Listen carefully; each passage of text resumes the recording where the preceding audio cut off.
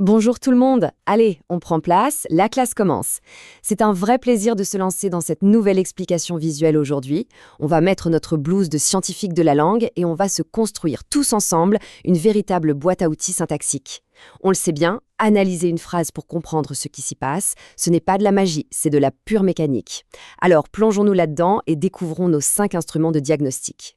Au programme aujourd'hui, l'effacement et le déplacement, on creusera ça un peu plus ensuite, puis le pouvoir du remplacement, l'ajout par encadrement, le dédoublement comme test final, et on terminera par notre petit bilan habituel. Et voilà notre Bible du jour. On va s'appuyer exactement sur cette page de manuel pour maîtriser nos 5 fameuses manipulations syntaxiques. Gardons bien cette logique en tête car c'est vraiment notre feuille de route pour décortiquer n'importe quelle phrase. Allez, on attaque tout de suite avec le premier outil, l'effacement, qu'on appelle aussi la suppression. Alors imaginons qu'on a une énorme gomme entre les mains. L'idée ici, c'est de voir ce qui est absolument vital dans notre phrase et ce qui est juste là en bonus. C'est super simple, on procède en 2 étapes. 1. Un petit coup de gomme virtuel sur le groupe de mots suspects. 2. On relit la phrase à haute voix, si ça sonne toujours bien et que le sens de base est là, bingo, c'était un élément facultatif. Regardons ça en pratique, ça va vite devenir limpide. Prenons « il mange une pomme avec appétit ». Allez, on efface « avec appétit ». Ça donne « il mange une pomme ». Eh bien, ça marche parfaitement, non? La phrase tient debout, c'est donc un complément de phrase facultatif. Mais, attention au piège. Si on s'amuse à gommer le sujet, « il », on se retrouve avec « mange une pomme ». Et là, patatras, le sens de base s'effondre. Dans une phrase déclarative classique, ça ne passe pas du tout. Preuve absolue que le sujet, lui, est strictement obligatoire. Passons au deuxième outil de notre trousse, le déplacement. Si tout à l'heure on avait une gomme, là on va dire qu'on a mis des petites roulettes sous nos mots. L'objectif c'est de réorganiser un peu la pièce pour voir quels meubles sont fixés au sol et lesquels on peut bouger. En gros, on prend un groupe de mots et on l'envoie tout devant ou tout derrière. Petit rappel crucial au passage, le sujet et le prédicat, c'est-à-dire le verbe et ses compléments directs, c'est du lourd, c'est vissé au mur. On ne peut généralement pas y toucher sans complètement casser la baraque de notre phrase. Un petit test en direct? Voici notre phrase initiale. Je dors souvent chez moi. Testons ces fameuses roulettes sur le mot souvent. Hop, on le pousse tout au début, ce qui donne souvent, je dors chez moi. Eh bien, c'est fluide, c'est naturel. Le test du déplacement est validé haut la main, ce qui nous confirme que souvent est bel et bien un élément mobile. Outil numéro 3, et pas des moindres, le pouvoir du remplacement. On range les roulettes, on sort les déguisements. Il faut absolument avoir nos pronoms de rechange sous la main, prêts à l'emploi. La petite liste magique à retenir par cœur, c'est le, la, les, lui, i, en et cela. C'est exactement comme si on changeait une pièce d'un moteur par une autre pour voir si la machine tourne toujours. C'est un diagnostic hyper précis, presque de la chirurgie, pour trouver la fonction exacte d'un groupe nominal. Regardons un peu l'élégance du procédé. Notre phrase originale est « Julie donne un livre à Paul ».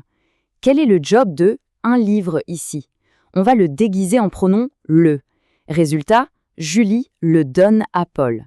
Le moteur tourne, la phrase est impeccable. Cette toute petite manipulation nous prouve, sans l'ombre d'un doute, que le groupe nominal « un livre » agit ici comme un complément direct. Franchement, c'est magique, non? Et petite parenthèse, une astuce en or dénichée dans notre manuel. Ce test du remplacement marche aussi super bien pour vérifier la nature des mots. Un doute sur le mot azur dans un ciel azur, on le remplace par un adjectif basique qu'on connaît tous, dont on est absolument certain, comme bleu. Un ciel bleu, ça marche nickel, donc azur est bien un adjectif. Une technique redoutable à garder en tête pour nos prochaines rédactions. On continue avec notre outil numéro 4, l'ajout par encadrement.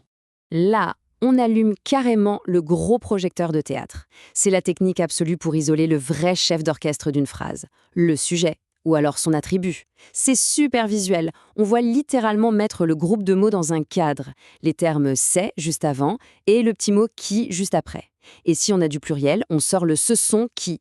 En gros, on braque un immense projecteur syntaxique sur notre cible. Prenons la phrase la plus simple du monde pour illustrer ça. Le chat dort. On veut prouver hors de tout doute que le chat est le grand patron, le sujet. On allume le projecteur, c'est le chat qui dort. Boum!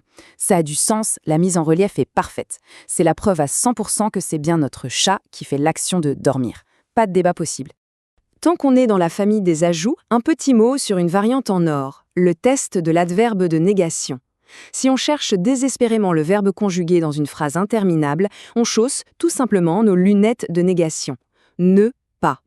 Le verbe conjugué sera toujours, je dis bien toujours, celui qui se fait prendre en sandwich au milieu de ces deux petits mots. Et nous voici déjà au numéro 5, le dédoublement, notre test final. C'est un peu notre arme secrète, celle qu'on sort quand on a encore un léger doute. Elle sert à trancher. Est-ce que ce bout de phrase appartient vraiment au verbe ou est-ce qu'il appartient à la phrase tout entière? Bon, la formule demande une petite gymnastique, mais elle est infaillible. Juste après le prédicat, on ajoute « et il le fait », puis on met une préposition, et enfin notre groupe de mots. C'est vrai, c'est un peu lourd en bouche, mais niveau diagnostic, c'est d'une précision chirurgicale. On va voir ça tout de suite. Il étudie à la bibliothèque. C'est quoi exactement à la bibliothèque? On sort l'artillerie lourde du dédoublement. Ça donne « il étudie » et il le fait à la bibliothèque. Vu que cette grande phrase à rallonge garde tout son sens et reste hyper logique, on a la confirmation absolue que c'est un complément de phrase. Ce n'est pas scotché au verbe étudier de manière indissociable. Le test est un succès total. Ce qui nous amène à notre dernier point, le numéro 6, le bilan de la classe. Et voilà, on a fait le tour les amis. On ferme le manuel 2 secondes pour admirer notre belle boîte à outils. Récapitulons vite fait. 1. L'effacement, notre grosse gomme pour voir ce qu'il est obligatoire. 2. Le déplacement, nos petites roulettes pour tester la mobilité. 3. Le remplacement, le déguisement parfait avec nos pronoms. 4. L'ajout par encadrement, le projecteur géant pour repérer le sujet. Et enfin, le 5. Le dédoublement, notre arme fatale pour trancher. Avec ces 5 manipulations, aucune, je dis bien aucune phrase ne pourra nous cacher ses secrets de fabrication. Juste avant que la sonnerie ne retentisse, gardons cette petite réflexion en tête. Laquelle de ces manipulations va changer notre manière d'aborder notre toute prochaine phrase, que ce soit en lisant ou en écrivant? Est-ce qu'on va se surprendre à déplacer un mot mentalement juste pour voir, ou à allumer le projecteur de l'encadrement? La grammaire, on la vit aujourd'hui, ce ne sont pas que des règles ennuyeuses, c'est une mécanique super active et vivante. Merci à tous d'avoir suivi cette explication avec autant d'énergie, et on se retrouve très vite pour décortiquer ensemble de nouvelles informations.